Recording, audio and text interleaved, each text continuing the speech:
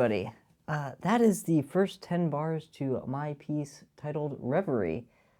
Today I have with me two scores for this piece. One is a draft and one is a read-through edition, and that is for the full orchestra version. And I only released the piano version. But a few months ago, I had the opportunity to have the piece read with a live ensemble.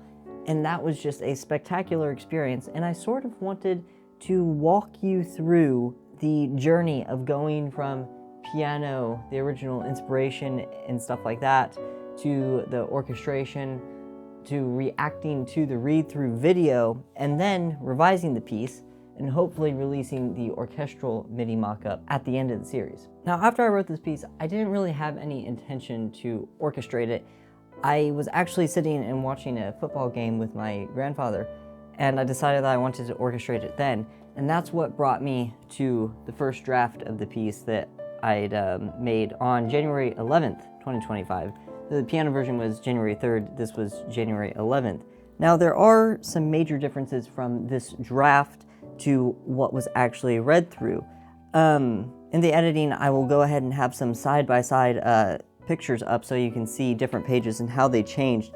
But essentially what I did was I sat down and I went to some musicians and I talked to them, see if things were idiomatic, and asked for advice. I sat down with a composer and a conductor and asked for advice there, and I got a lot of great feedback, which is what resulted in this version.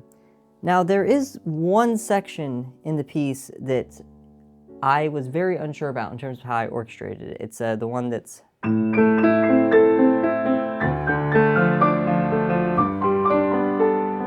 that one, and it's meant to sound like a music box. I was thinking ballerina music box sort of thing, and I've written it to be for the piano and the celeste in unison. Now, the celeste that I have in the building I'm in right now, its top note is the top E here, the same one that the piano plays. So we end up with a line that's exactly in unison, and then when we get to the this part, the piano just takes over. And I really wasn't sure how it sounded, so I went to two of my really good friends. Both of them are pianists, and I just asked them to play it for me. And I wanted to go ahead and play you a little bit of that clip so you could hear. My concern was that the piano was going to drown the celeste out, and that having the celeste up in this octave wasn't smart. And I'm still debating on whether it worked or not, but I really like the way it sounds, so let's go ahead and take a look at that. See, that actually sounds better than I thought it would. Sure.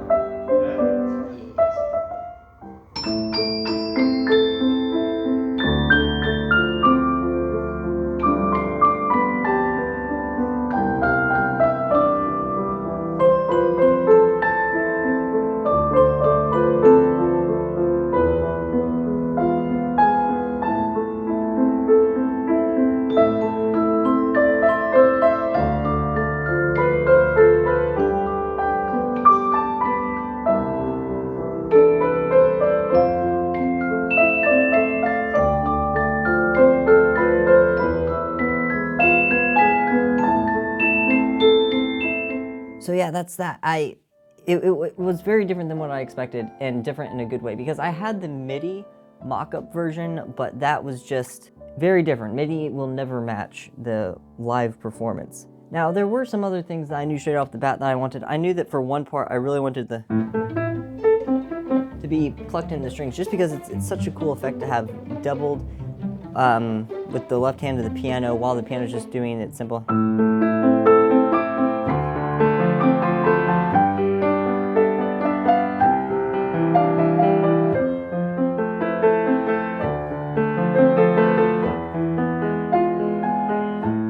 And then the whole orchestra can come in, or maybe not the whole orchestra, but most of the orchestra can come in now and have their part, and the texture just changed a bit. Even after that string pit section that I was talking about,